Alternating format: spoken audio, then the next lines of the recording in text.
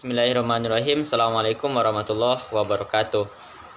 Saya Faisal Adi Putra dari kelompok 12 ingin mempresentasikan materi kami yaitunya tentang implementasi pendidikan agama Islam di sekolah dan madrasah.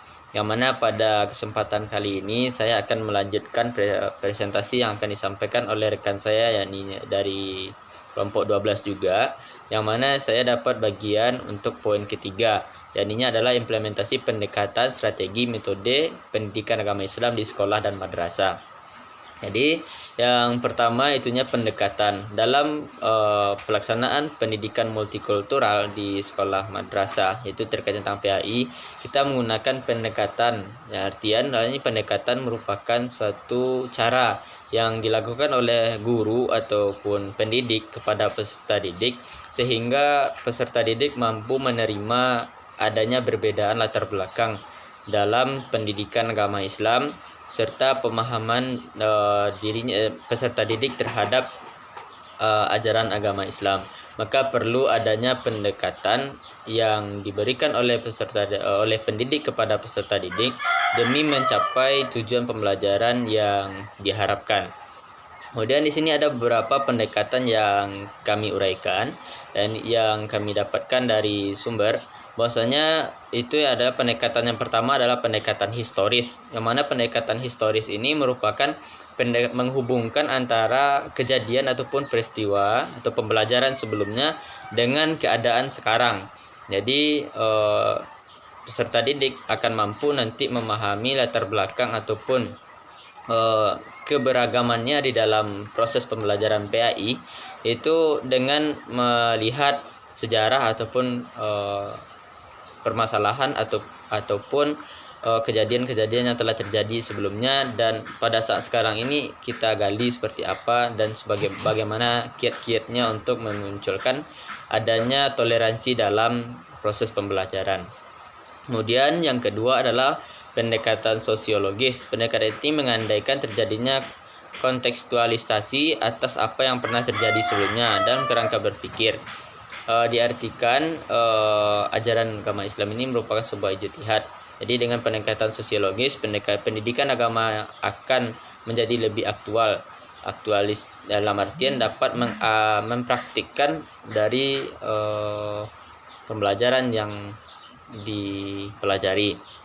Kemudian pendekatan kultural, ini pendekatan yang dilakukan oleh pendidik kepada peserta didik dengan melihat seperti apa latar belakang dan kondisi dari masing-masing peserta didik sehingga tercapainya suatu proses pembelajaran pendidikan agama Islam dalam lingkungan kultur yang berbeda-beda. Kemudian pendekatan psikologis, seorang pendidik juga harus mampu memahami psikologis dari masing-masing peserta didiknya sehingga tidak adanya nanti kemunculan bentrokan ataupun pertikaian antara peserta didik yang ada dan diajarnya. Kemudian yang kelima adalah pendekatan estetik. Artinya pendekatan dalam pendidikan agama Islam yang akan menjadikan peserta didik memiliki sifat-sifat santun, damai, ramah, mencintai keadilan. Jadi dengan pendekatan estetik ini lebih besar kepada etika, bahwasanya pendidik akan mengajarkan peserta didiknya dalam proses pembelajaran agama Islam itu memiliki toleransi multikultural dan memiliki sifat santun, ramah terhadap orang-orang yang berbeda, terhadap teman-temannya yang berbeda latar belakang dengannya. Kemudian yang keenam adalah pendekatan perspektif gender. Ini pendekatan yang dilakukan oleh peserta didik dengan melihat jenis kelamin dari peserta didiknya, apakah yang laki-laki seperti apa pendekatannya, yang perempuan seperti apa pendekatannya, itu harus dipahami oleh peserta didik sehingga dalam proses pembelajaran agama Islam itu bisa tercapainya proses pembelajaran meskipun terdapat perbedaan antara laki-laki dan perempuan. Namun dalam pelayanan pemberian pendidikan itu tetap sama. Kemudian yang ketujuh adalah pendekatan filosofis. Pendekatan ini menekankan pentingnya menghargai akal pikiran manusia. Jadi pendidik itu mengajarkan kepada peserta didiknya untuk bisa memahami dan menerima pemikiran-pemikiran yang ada dalam diri orang lain, dalam diri teman-teman rekan-rekannya yang mungkin berbeda pendapatnya dengan dirinya. Kemudian untuk implementasi yang kedua adalah implementasi strategi. Pendidikan multikultural adalah kegiatan belajar yang mengajarkan, yang memberikan pengetahuan, pemahaman, sikap dan tindakan dalam mengembangkan atas kondisi perbedaan dan persamaan peserta didik, baik itu dari jenis kelamin, ras, suku, bangsa, budaya, etnik, dan agama. Itu berupaya adanya suatu toleransi.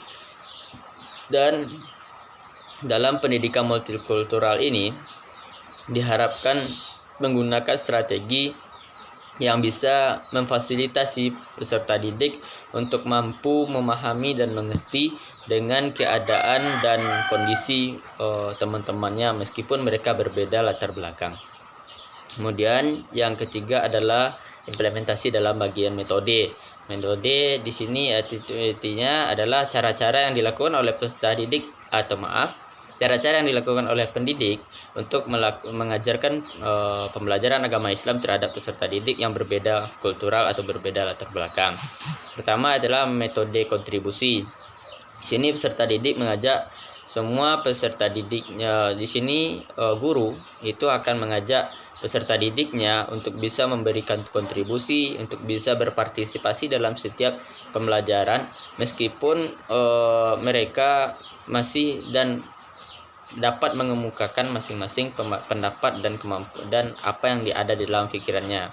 Kemudian yang kedua adalah metode pengayaan. Metode ini memperkaya kurikulum dengan literatur dari tentang masyarakat yang berbeda kultural, etnis atau agama.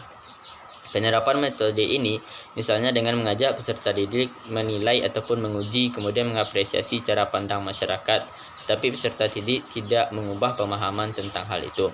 Jadi metode pengayaan ini hanya memperdalam ataupun memperluas pemahaman peserta didik tentang latar belakang yang berbeda-beda ataupun pemahaman yang berbeda, tetapi mereka hanya dituntut untuk mengetahui, tidak untuk merubah ataupun tidak untuk memberikan perbaikan. Kemudian yang ketiga adalah metode transformatif.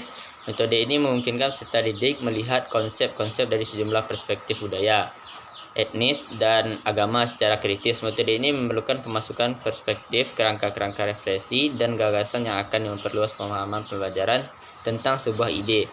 Jika ada metode pengayaan lebih banyak menggali titik temu dari etnisnya, metode transformatif justru sebaliknya akan memberikan gambaran nilai-nilai negatif dari budaya etnis. Jadi di sini transformatif ini transparan ya. Di sana akan dilihat ataupun dipelajari bagaimana dalam proses pembelajaran multikultural itu tidak terlalu memperdalam ataupun membahas tentang hal-hal yang negatif ataupun yang tetapi juga harus lebih transparan dalam hal-hal positif. Kemudian metode pembuatan keputusan dan aksi sosial. Metode ini menginteraksikan transformasi aktivitas nyata di masyarakat. Jadi peserta didik walaupun memiliki beda kultural dalam pembelajaran ataupun dalam latar belakang, diharapkan dalam proses pembelajarannya itu bisa mempraktikkan ataupun mengimplementasikannya apa yang dipelajarinya di dalam kelas itu dapat diimplementasikan dalam kehidupan sehari-hari. Mungkin itu saja dari saya selaku perwakilan kelompok 12 untuk presentasi pada hari ini. Semoga kami dari kelompok 12 juga mengharapkan adanya kritikan dan saran dari semua rekan-rekan dan juga terkhusus kepada dosen pembimbing sehingga makalah kami ini bisa berjalan dengan baik. Mungkin itu saja dari kami kelompok 12. Sekian, terima kasih. Assalamualaikum warahmatullahi wabarakatuh.